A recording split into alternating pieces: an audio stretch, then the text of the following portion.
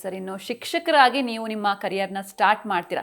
So ಆ ಒಂದು career experience ಬಗ್ಗೆ ನಮ್ಮ ಜೊತೆ ಶೇರ್ ಮಾಡ್ಕೊಳ್ಳೋದಾದ್ರೆ. ಮೇಡಮ್, ನಾನು ಡಿ.ಎಡ್ ಅನ್ನ ಬೆಂಗಳೂರು ನಗರದ ಪ್ರತಿಷ್ಠಿತ ಕಾಲೇಜಲ್ಲಿ ನಾನು ಪಡಿತೀನಲ್ಲ, ಆಕ್ಸ್ಫರ್ಡ್ ಕಾಲೇಜಲ್ಲಿ. ಈ ಆಕ್ಸ್ಫರ್ಡ್ ಕಾಲೇಜಲ್ಲಿ ಪಡೆದ ಮೇಲೆ ನನಗೆ ಕೊಪ್ಪಳಕ್ಕೆ ಹೋಗಕ್ಕೆ ಇಷ್ಟ ಆಗ್ತಿದ್ದಿಲ್ಲ. ಯಾಕಂದ್ರೆ ಬೆಂಗಳೂರು ಮಾನಂತ ನಗರಲ್ಲಿ ಅನುಭವ ಪಡೆದ ನಂತರದಲ್ಲಿ ನಮ್ಮ ಜಿಲ್ಲೆಗೆ ಹೋಗ್ಬೇಕನ್ನೋ ಒಂದು ಕನಸಿತ್ತು. ಆ ಕನಸಿನಲ್ಲಿ ಅವಾಗ ನಡೆದಂತ ಶಿಕ್ಷಕರ ನೇಮಕಾತಿಯಲ್ಲಿ ಈಗ ಬೆಂಗಳೂರು ಗ್ರಾಮಾಂತರವನ್ನ ಮೊದಲು ಏನಿತ್ತು, ಕನಕಪುರ ಬೆಂಗಳೂರು ಗ್ರಾಮಾಂತರ ಜಿಲ್ಲೆಯಲ್ಲಿತ್ತು.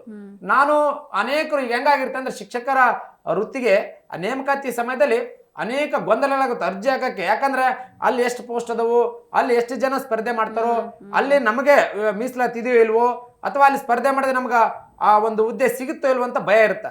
ಅಂತ ಸಂದರ್ಭದಲ್ಲಿ ನಾನು ಕೂಡ ಏನ್ ಮಾಡಿದೆ, ಸಿಗದೆ ಇರಲಿ, ಸಿಗಬಹುದು ಅಥವಾ ಸಿಗದೆ ಇರ್ಬೋದು, ಅದು ಏನಾರಾಗ್ಲಿ ಬೆಂಗಳೂರು ನಗರದಲ್ಲಿ ನಾವು ಹುದ್ದೆ ಪಡಿಬೇಕನ್ನೋ ನಿಟ್ಟಿನಲ್ಲಿ ಹಾಗೆ ಬೆಂಗಳೂರು ಗ್ರಾಮಾಂತರ ಜಿಲ್ಲೆಗೆ ನಾನು ಶಿಕ್ಷಕರ ಒಂದು ನೇಮಕಾತಿಗೆ ಹುದ್ದೆಗೆ ಅರ್ಜಿ ಸಲ್ಲಿಸ್ತೀನಿ. ಆವಾಗ ನಾನು ಸಾಮಾನ್ಯ ಕೋಟಾದಲ್ಲಿ ನೇಮಕ ಆಗ್ತೀನಿ. ಕೊನೆಗೆ ನಾನು ಆಯ್ಕೆ ಮಾಡ್ಕೊಳ್ಳುವಂಥದ್ದು, ನನಗೆ ಒಬ್ರು ಇಲ್ಲಿ ಬೆಂಗಳೂರು ಗ್ರಾಮಾಂತರ ಪರಿಚಯ ಇದ್ರು, ಸುಧಾಕರ್ ಅಂತ.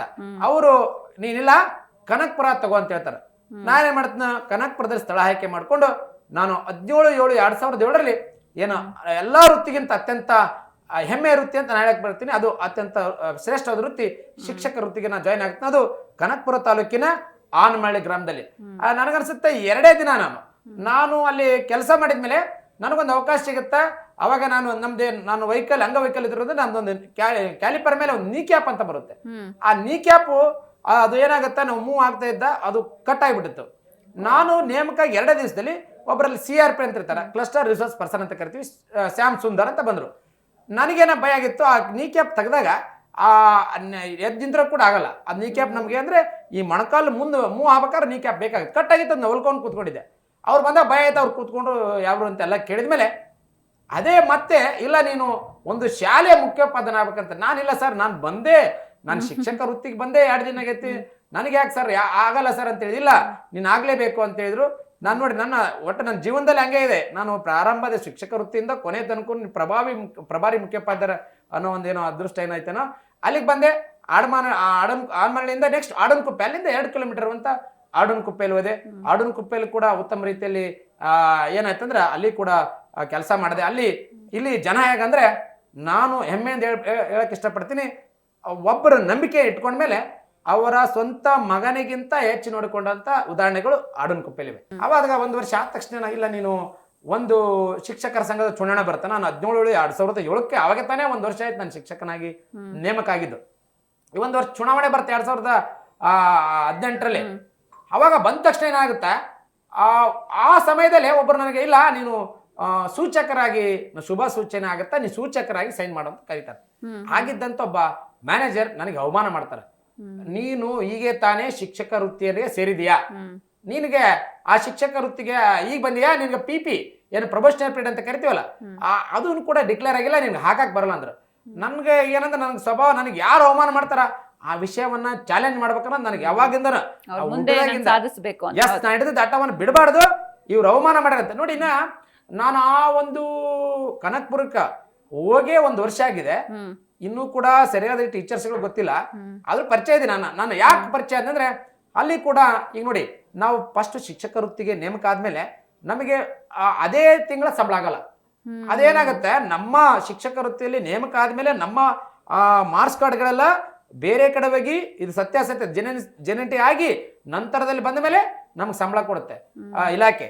ಆ ಅವಮಾನ ತಡೆಯಲಾರದೆ ನಮ್ಮ ಮನೆ ಓನರ್ ಇದ್ರು.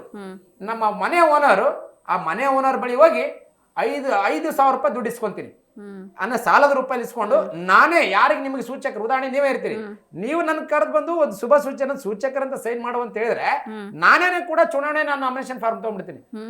ಆದ್ರೆ ಕೆಲವೊಬ್ರು ಹೇಳ್ತಾರ, ಆ ತಗೊಂಡ ತಕ್ಷಣ ನಾನು ಏನ್ ಮಾಡಿದೆ, ನಮ್ಗ ನೇಮಕ ಆದಂತ 2007ರಲ್ಲಿ ಮತ್ತೆ CET ಬ್ಯಾಚ್ 2 ಒಟ್ಟು ಮಾಡಿದೆ. ನೋಡಿ, ನನಗೊಬ್ಬರಿಗೆ ಅವಮಾನ ಅಲ್ಲ, ಇದು CET ಮತ್ತೆ ನಾವು 2007 ಬ್ಯಾಚ್ಗೆ ಅವಮಾನ. ಆ ನಿಟ್ಟಿನಲ್ಲಿ ನಾವು ಇಲ್ಲಿ ಸ್ಪರ್ಧೆ ಮಾಡಲೇಬೇಕು, ನಮ್ಮ ಶಕ್ತಿಯನ್ನು ತೋರಿಸ್ಲೇಬೇಕಂತ ನಿಂತ್ಕೊಂಡ್ವಿ. ಹೆಂಗಾಯ್ತಂದ ನನ್ನ ಪರಿಸ್ಥಿತಿ, ಅನೇಕರು ನಾ ಇರೋದೇ ಕುಳ್ಳಕ್ಕಿದ್ದೀನಿ ಜೋದಕ್ಕೆ ಎಷ್ಟು ಕಿಂಡಲ್ ಮಾಡಿದಾರೆ ಅಂದ್ರೆ, ಹಿಂಗೆ ನೋಡ್ತಾ ಇದ್ರು, ನೀವು ನಿಂದಿರ್ತೀಯಾ? ಹೌದು. ನಾನು ಹೇಳಿದೆ, ಅಣ್ಣ ನನಗೆ ಎಲೆಕ್ಷನ್ ಅಂದ್ರೆ ಒಂದು ನಿಂದಿರ್ಬೇಕನ್ನು ಹುಚ್ಚಿದೆ, ನೀನ್ ನಿಂದಿರ್ತಿ ಎಂತೆಂತ ಘಟಾನುಘಟಿಗಳಲ್ಲಿ ಸೋತಗ್ಯಾರ, ನೀ ಏನ್ ಮಾಡಕ್ ಸಾಧ್ಯ ಆಗತ್ತಂದ್ರು ಈ ಒಂದು ಅವಮಾನವನ್ನ ಒಂದು ಗೆಲ್ಲುವ ರೀತಿಯಲ್ಲಿ ನಾನು ತೋರಿಸ್ಬೇಕನ್ನೋ ನಿಟ್ಟಿನಲ್ಲಿ ನಾ ಏನ್ ಮಾಡಿದೆ, ಎಲ್ಲರನ್ನ ಸಂಘಟಿತ ಮಾಡಿದೆ. ಕೊನೆಗೆ ಇಡೀ ಅತ್ಯಂತ ದೊಡ್ಡ ಕ್ಷೇತ್ರ ಕನಕಪುರ, ಇಡೀ ಒಂದು ಹಳ್ಳಿಯನ್ನ ಅನೇಕರು ಕಾರು ಎಲ್ಲ ತಗೊಂಡು, ಅಲ್ಲೆಲ್ಲ ಚುನಾವಣೆ ಪ್ರಚಾರ ಅಂದ್ರೆ ಹಂಗೆ ಇರುತ್ತೆ, ಅವರು ಫ್ಲೆಕ್ಸ್ ಹಾಕೊಂಡು ಮುಂದೆ ಈ ತರ ಎಲ್ಲ ಫ್ಲೆಕ್ಸ್ ಬ್ಯಾನರ್ ಹಾಕೊಂಡೋದ್ರು. ಸಂಬಳ ಆಗದ, ಹಣ ಇಲ್ಲದ ನಾವು ಈ ಕೇವಲ 5 ಬೈಕ್ಗಳೇ ಪೆಟ್ರೋಲ್ ಹಾಕೊಂಡು 10 ಜನ ವಿದ್ಯಾರ್ಥಿಗಳು ನಮ್ಮ ಸ್ನೇಹಿತ ಶಿಕ್ಷಕರನ್ನ ಸೇರಿಸ್ಕೊಂಡು ನಾನು ಹೋದೆ. ಕೊನೆಗೆ ಕೂಡ ಹೆಂಗ ಫಲಿತಾಂಶ ಅಂತಂದ್ರ ಇಡೀ ತಾಲೂಕಿಗೆ ಹೈಯೆಸ್ಟ್ ಆಗೋ ರೀತಿಯಲ್ಲಿ ಯಾರು ನನ್ನನ್ನು ಕಿಂಡಲ್ ಮಾಡಿದ್ರು ಅವರೇ ನನ್ನ ಗುರುತಿಸುವ ಹಾಗೆ ಮಾಡಿದ್ರು. ಇವತ್ತಿಗೂ ಕೂಡ ನಾನು ಕನಕಪುರದ ಒಂದು ನಮ್ಮ ಶಿಕ್ಷಕರನ್ನು ನಾನು ಯಾವತ್ತು ಜೀವನದಲ್ಲಿ ನಾನು ಅವ್ರನ್ನ ಮರೆಯಕ್ಕೆ ಸಾಧ್ಯ ಇಲ್ಲ.